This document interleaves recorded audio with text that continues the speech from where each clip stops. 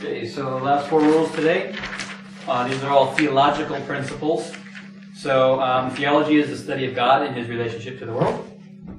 And it seeks to answer various questions on who is God, what is His plan. Essentially, these are the people that spend their whole lives studying the Bible in order to answer what to most people seem like small questions. They write whole papers on these small questions. They also deal with very difficult things like what is the nature of the Trinity, something that we really can't understand, but we try to as much as we can, or they try to as much as they can, so for the benefit of the rest of us. So what we're going to be getting into is how do you derive the theological principles from the Bible using these Bible study techniques. So we'll start with the first rule, which is Rule 21, which is you must understand the Bible grammatically before you can understand it theologically. Hopefully that makes some intuitive sense. If you don't understand the words you're reading, you can't get theology out of it. I mean, if you were to read the Bible in another language and then try and derive theology from it, I would be really concerned, unless you knew that language. It's kind of the same thing. If you don't understand what you're reading in English, you're not going to get anywhere with theology. At least nowhere good.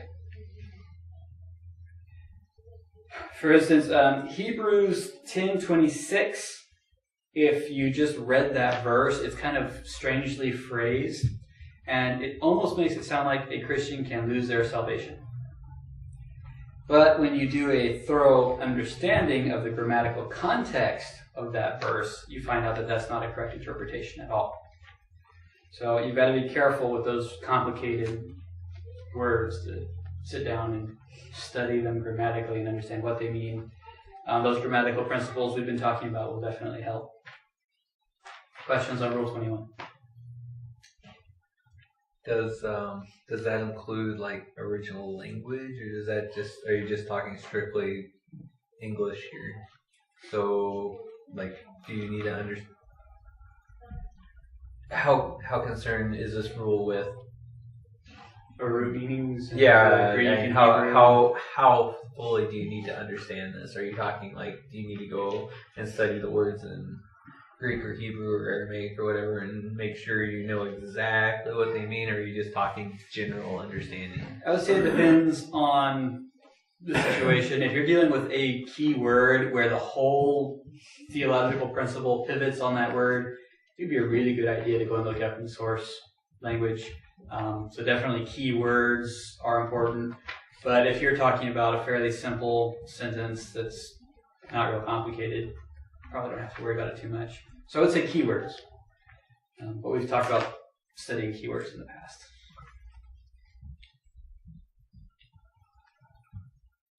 All right, moving on. Rule 22.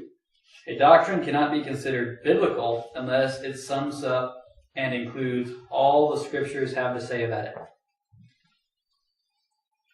What this means is that when the Bible brings up a topic, it doesn't fully discuss the topic every time it's brought up. Sometimes it just discusses it a little bit. Some other passage will discuss it a little bit more. Some other passage will discuss a different aspect of the same idea. You have to take all of those together, the Bible as a whole, in other words, in order to understand what it really means. Right?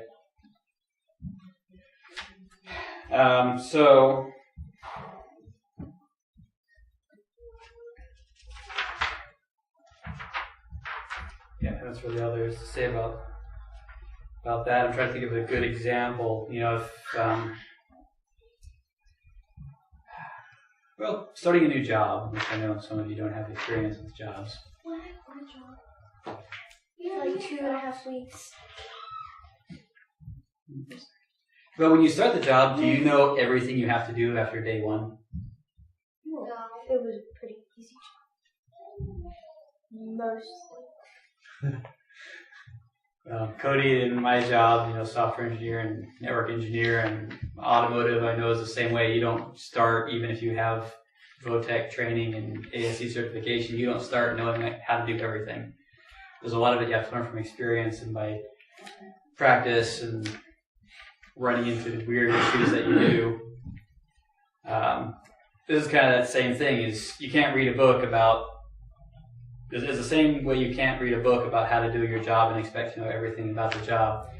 You can't expect to take just one section out of the Bible and expect to fully understand everything it has to say on the topic.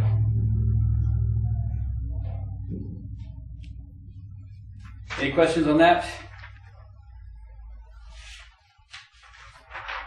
All right. Moving on. This one is slightly more complicated. When two doctrines taught in the Bible appear to be contradictory, accept both as scriptural in the confident belief that they will resolve themselves into a higher unity. Did everybody get that? Should I read it again? Okay. When two doctrines taught in the Bible appear to be contradictory, accept both as scriptural in the confident belief that they will resolve themselves in a higher unity. So breaking it down by pieces. I'll start with the dependent clause. When two doctrines taught in the Bible appear to be contradictory, so when you read two things in the Bible that appear to conflict, you can't reconcile them in your mind. Accept both as scriptural, so take them both as truth, in the confident belief, which is in other words in faith, that they will resolve themselves into a higher unity, which means that God didn't lie to you. There is some way that these relate, in some way they work together, but being limited humans, we can't understand the mind of God.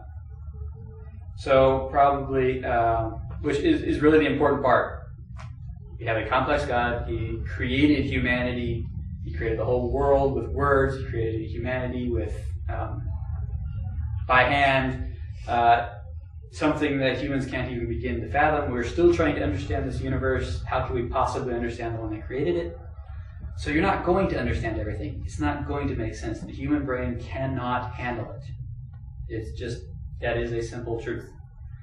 So don't think that God doesn't exist because you can't understand them. In fact, if you run into a God you can understand, it's probably a false God. Well, it is a false God. One really popular example of this is the Trinity. Right? So the Godhead, God the Father, Jesus the Son, and the Holy Spirit are all the same person, but they represent themselves as three distinct personalities. So Jesus prayed to God. How could Jesus pray to God if he is God?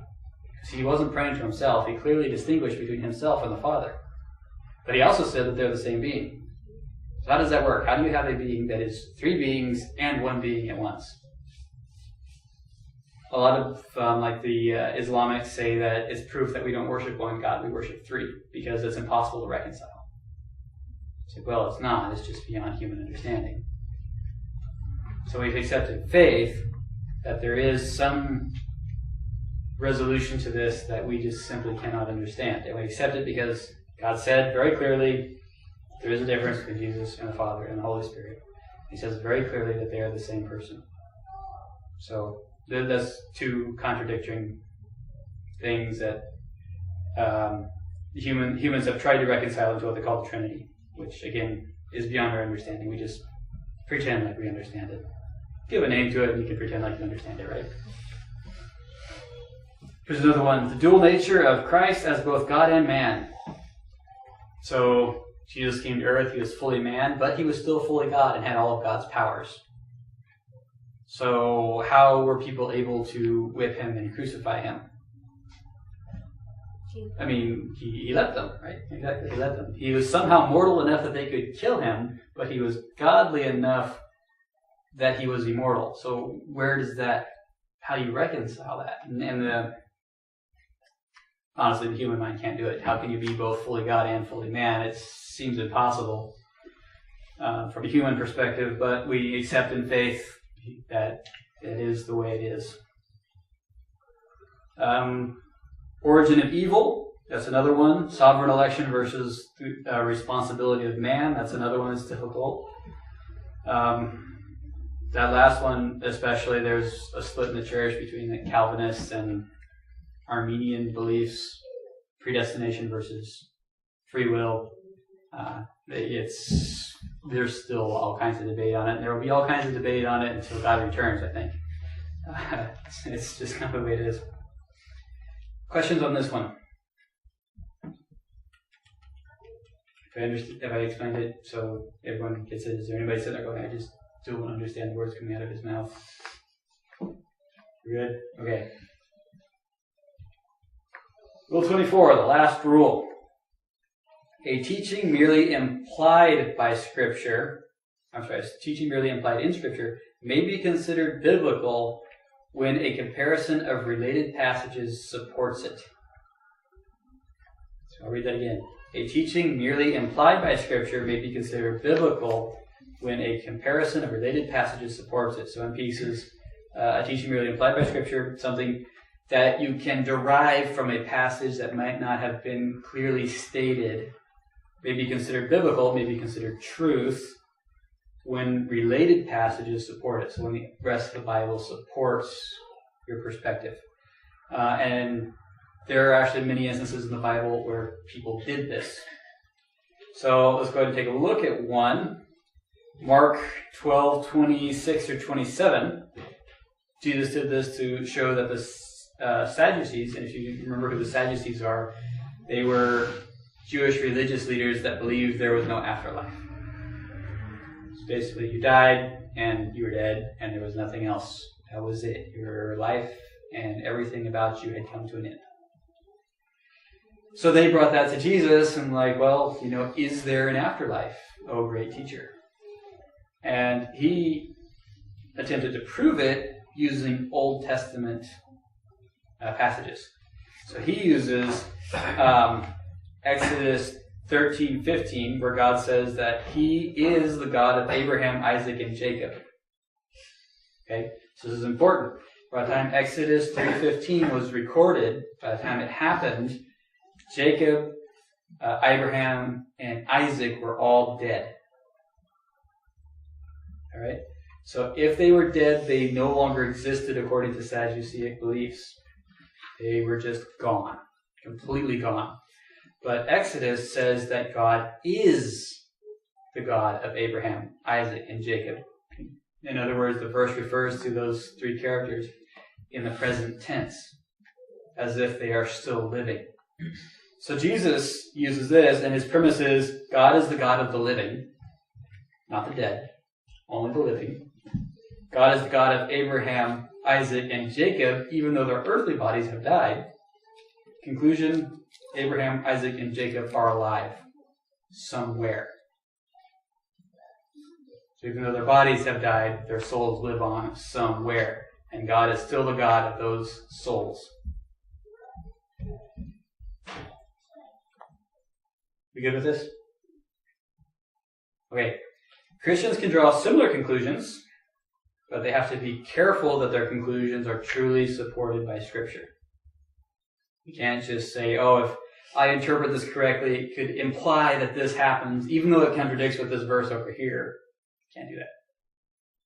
Never contradict the Bible with your interpretation. It doesn't work. And you got to be real careful about trying to imply something that isn't actually there. So it is kind of dangerous ground. You want to be very careful of it. But you can do it. If you run into something in the Bible that seems like it is solidly implied, that's fine. Just be aware. Just be aware that.